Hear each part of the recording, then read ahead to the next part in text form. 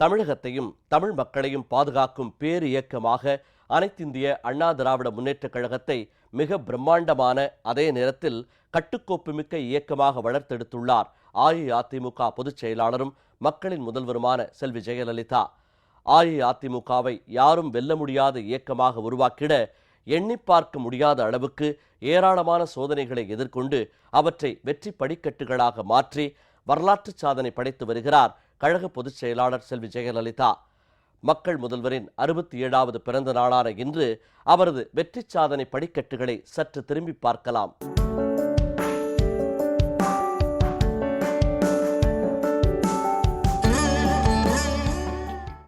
உலகில் மக்களை காப்பாற்ற கிருஷ்ணர், புத்தர், இயேசு பிறந்ததைப் போல் தமிழக மக்களின் விடிவெள்ளியாக, குறிப்பாக ஏழை எளிய மக்களின் வாழ்வில் ஏற்றம் தந்து அவர்களுக்கு என்றென்றும் ஒளியேற்றும் மக்களின் முதல்வராக 1948ஆம் ஆண்டு பிப்ரவரி 24ஆம் தேதி மண்ணில் அவதரித்தவர் செல்வி ஜெயலலிதா. மக்கள் முதல்வரின் பிறந்த நாளன்று தமிழகம் மட்டுமல்லாது உலகெங்கும் உள்ள தமிழ் மக்களால் சிறப்பாக கொண்டாடப்பட்டு வருகிறது. உலக அளவில் புகழ்பெற்ற பெங்களூரு பிஷப் காட்டன் மற்றும் சென்னை சர்ச் பார்க் பள்ளிகளில் கல்வி பயின்றார். கல்வி, விளையாட்டு, கலை என அனைத்து துறைகளிலும் தலை சிறந்து விளங்கியதுடன் பரிசுகளையும் பாராட்டுகளையும் வென்று குவித்தார். கலைத்துறையில் 1964ஆம் ஆண்டு கால் பதித்த மக்களின் முதல்வர் செல்வி ஜெயலலிதா திரையுலகின் தன்னிகரல்லா நட்சத்திரமாக உயர்ந்தார். தமிழ், தெலுங்கு, கன்னடம், மலையாளம், ஹிந்தி, ஆங்கிலம் என பல மொழிகளிலும் சிறந்த நட்சத்திரமாக ஜொலித்தார். கலையுலகின் தலைச்சிறந்த விருதுகள் இவரை தேடி வந்து தஞ்சமடைந்தன. புரட்சி தலைவர் டாக்டர் எம்ஜிஆருடன் கலைத்துறையில் இணைந்து பணியாற்றியது மட்டுமின்றி தீய சக்தி கருணாநிதியை எதிர்த்து எம்ஜிஆர் அனைத்திந்திய அண்ணா திராவிட முன்னேற்ற கழகத்தை தொடங்கிய அரசியல் வேள்வியிலும் இணைந்து பணியாற்றினார்.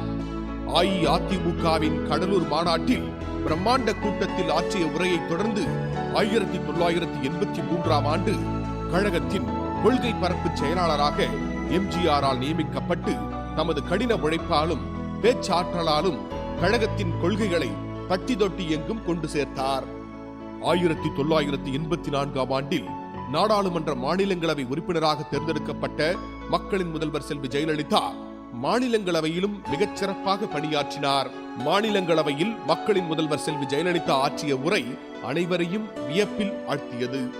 இதே ஆண்டில் புரட்சி தலைவர் எம்ஜிஆர் அமெரிக்க மருத்துவமனையில் சிகிச்சை பெற்று வந்த நிலையில் தமிழகத்தில் நடைபெற்ற சட்டமன்ற தேர்தலில் மக்களின் முதல்வர் செல்வி ஜெயலலிதா மேற்கொண்ட சூறாவளி தேர்தல் பிரச்சாரமே அஇஅதிமுகவின் வெற்றிக்கு வழிவகுத்தது.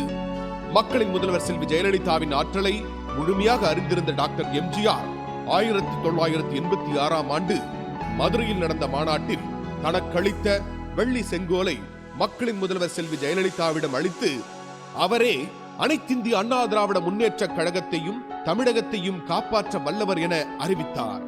புரட்சி தலைவர் எம்ஜிஆரின் மறைவை தொடர்ந்து கழகத்தை கூறு போட்டவர்களிடமிருந்து அஇஅதிமுகவை மீட்க மக்களின் முதல்வர் செல்வி ஜெயலலிதா தன்னந்தனி சிங்கமாக நின்று போராடினார். பின்னர் கழகத்தின் கோடான கோடி தொண்டர்களை தன்வசம் ஈர்த்த மக்களின் முதல்வர் செல்வி ஜெயலலிதா 1988ஆம் ஆண்டு அனைத்திந்திய அண்ணா திராவிட முன்னேற்ற கழகத்தின் பொதுச் செயலாளராக பொறுப்பேற்றார். இதனைத் தொடர்ந்து சட்டசபையில் தமிழகத்தின் முதல் பெண் எதிர்க்கட்சி தலைவராக மக்களின் குரலை ஓங்கி முழங்கினார் மக்களின் முதல்வர் செல்வி ஜெயலலிதா. பின்னர் 1991, 2001, 2011ஆம் ஆண்டு நடைபெற்ற சட்டமன்ற தேர்தல்களில் செல்வி ஜெயலலிதா தலைமையிலான அஇஅதிமுக மாபெரும் வெற்றியை பெற்றது. கழகத்தையும் தமிழக மக்களையும் தன் இரு கண்களாக காப்பாற்றி வருகிறார் மக்களின் முதல்வர் செல்வி ஜெயலலிதா. கோடிக்கணக்கான உறுப்பினர்களை கொண்ட அஇஅதிமுகவின் கடைக்கோடி தொண்டனுக்கும் கட்சியிலும் ஆட்சியிலும் உயர்ந்த பொறுப்புகளை வழங்கி அனைத்தும் அனைவருக்கும் என்ற உயரிய தத்துவத்தை கடைபிடித்து நாட்டிற்கே முன்மாதிரியாக விளங்கி வருவது மக்கள் முதல்வரின் தனிச்சிறப்புகளில் ஒன்றாகும். மக்களின் முதல்வர் செல்வி ஜெயலலிதா செயல்படுத்தி வரும் எண்ணற்ற மக்கள் நலத்திட்டங்களும் கோடிக்கணக்கான கழக தொண்டர்கள் மீது மக்கள் முதல்வர் கொண்டுள்ள பாசமும் தான் அஇஅதிமுகவின் நிரந்தர பொதுச் செயலாளர் செல்வி ஜெயலலிதா தான் என கழகத்தின் பல கோடி தொண்டர்களின் எண்ணமாக பிரதிபலித்து வருகிறது.